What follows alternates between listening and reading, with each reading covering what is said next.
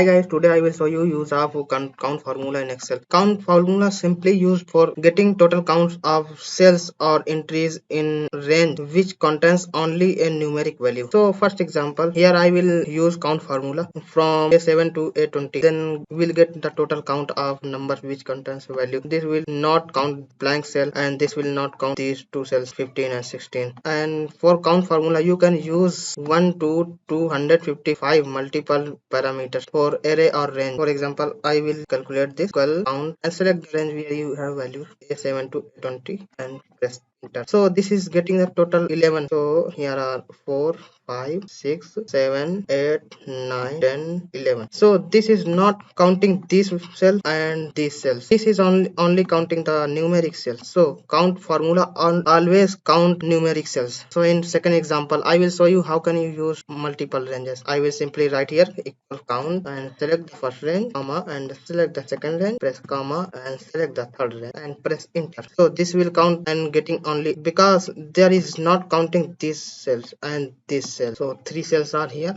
and 2 here and at total are 8 cells. Thank you.